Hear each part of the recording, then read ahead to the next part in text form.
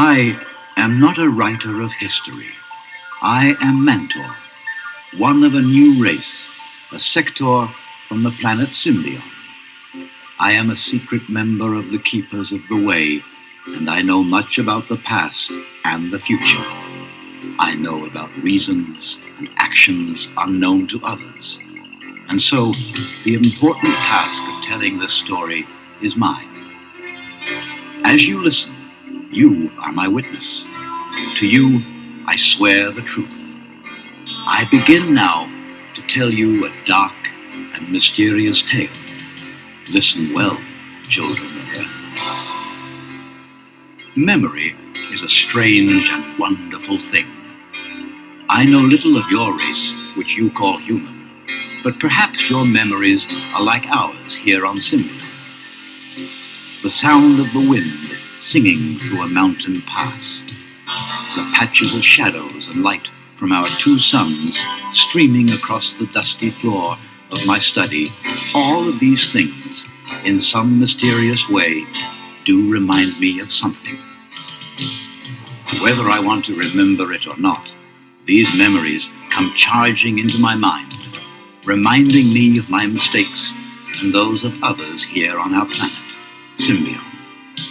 There have been so many mistakes. The king alone and unprotected, trusting even for a moment Empress Devora. Oh, but I'm not starting at the beginning, and I must. Let me tell you how it happened. Really, Mentor, I come to look in on Dargon's history studies, and I find the two of you playing with the ebony furworm you caught in the gardens yesterday.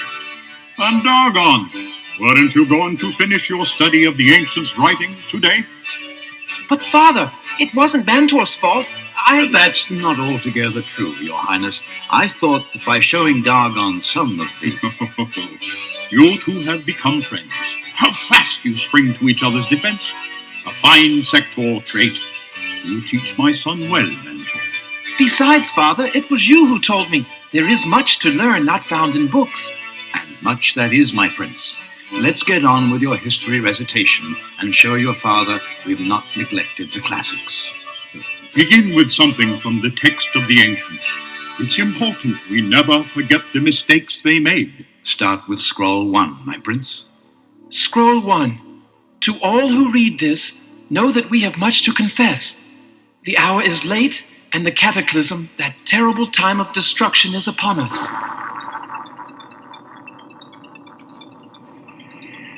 Are the biovents sealed? Yes, Your Excellency. The main door is primed and activated for closing.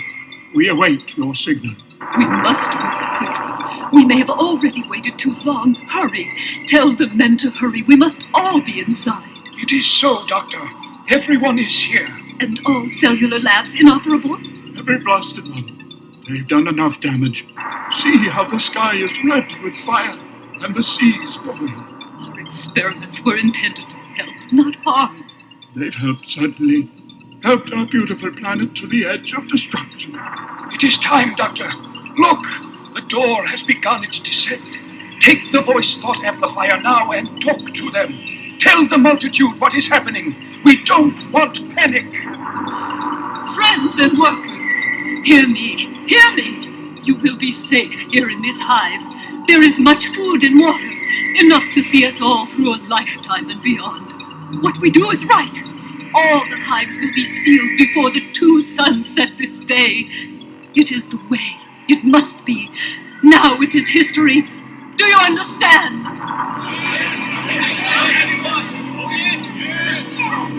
We have done our duty and fulfilled our promise. Whatever the results of this storm, history will be our judge. Now, vacuum seal the doors. They will not open again in our lifetime. But later, perhaps, if anyone survives. Something always survives, good Doctor. Life will go on. But life in what form, I ask you? What form?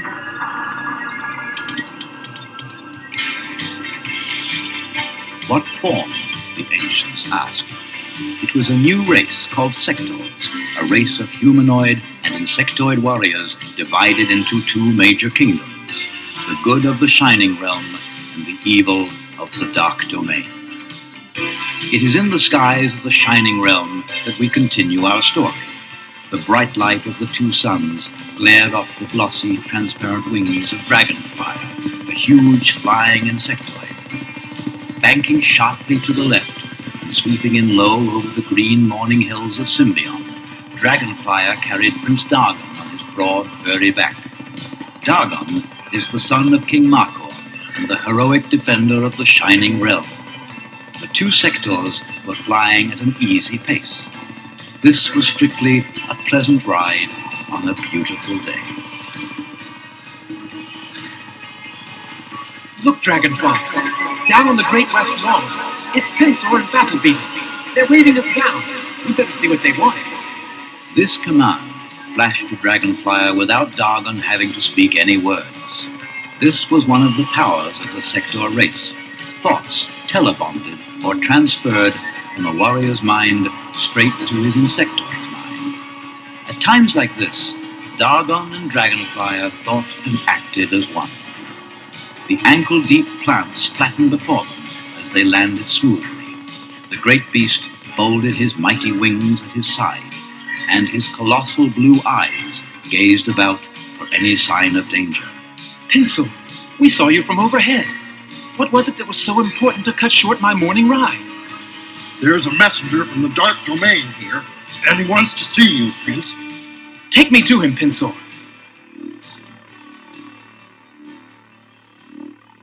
Well. Do my eyes deceive me? Certainly not. No one in all of Symbion is as repulsive to the eye as you are, Skulk. Beauty is as beauty does, Dargon. Some of us actually manage to survive by other means. Save your low insult, you eight-eyed fiend. State your business before I lose my patience with you. Just the other day, as I went about my usual activities... Spying and backstabbing, you mean? There are kinder words for what I do than those, Dargon.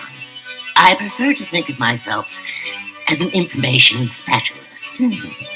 Today, I have some information you might find particularly interesting. Look, Skulk, I'm not in the mood for your brand of show and tell.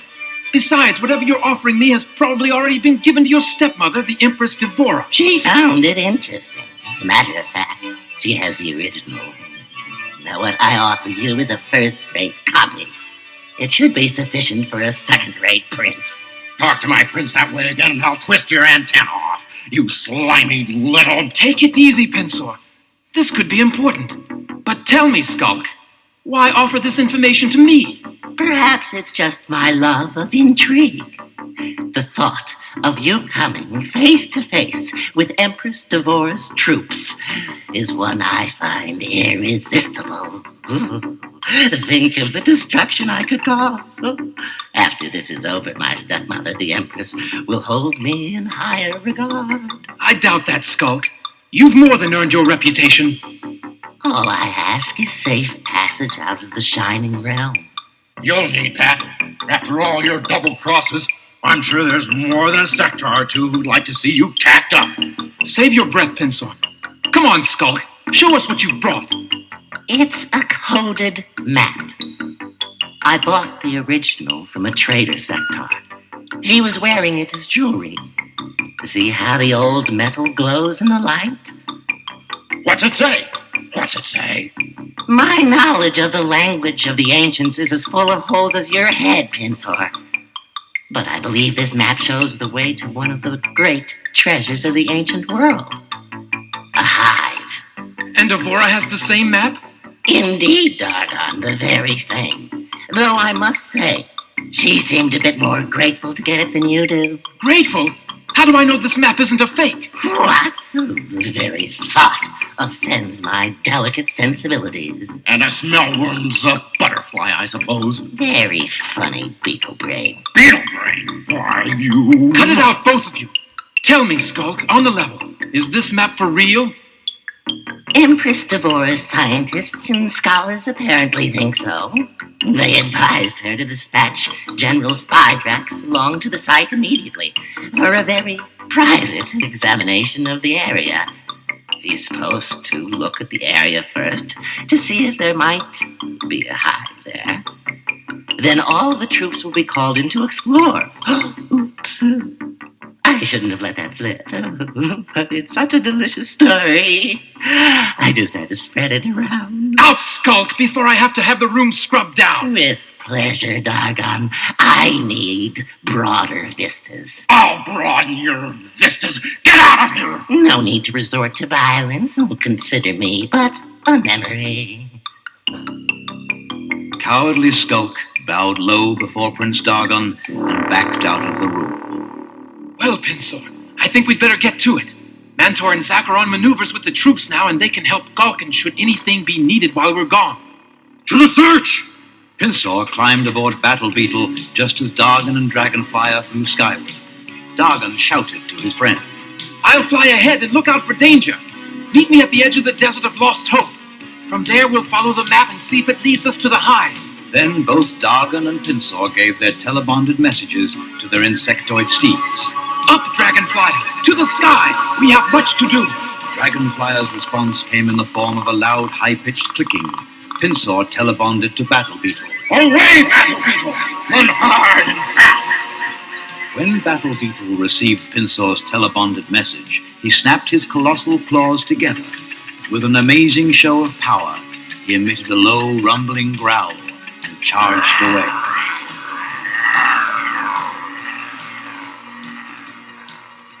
The ancients had been wise to fear the outcome of their wild experiments. Not all the creatures who evolved after the great cataclysm were as good-hearted as Dargon and the Sectaurs of the Shining Realm. A safe distance away, across the Desert of Lost Hope and past the city of the ancients, was a territory that had earned the name of the Dark Domain. All Sectaurs are mutants, part human, part insect.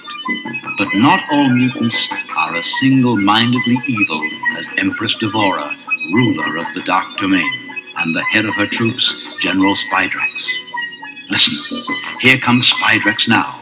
Can you hear his heavy boots as they pound the wet mossy stone of Devora's palace? General Spydrax hurries along at a good clip because he is late for an audience with the Empress. And my friends, I can assure you, Devora does not like to be kept waiting. Your Highness, General Spydrax has arrived. Well, show the good general in and be quick about it. At once, Empress. I'll teach him to keep me waiting. These high and mighty military men, so full of themselves. I trust Spydrax no further than I can throw a centipede. But we must be civil. Besides, he does look devilishly handsome in that uniform. Oh, there you are, Spydrax. Greetings, Empress. Save the niceties for later. Right now, there's business to attend to. You've seen the map, I suppose? I studied it half the night, Devora.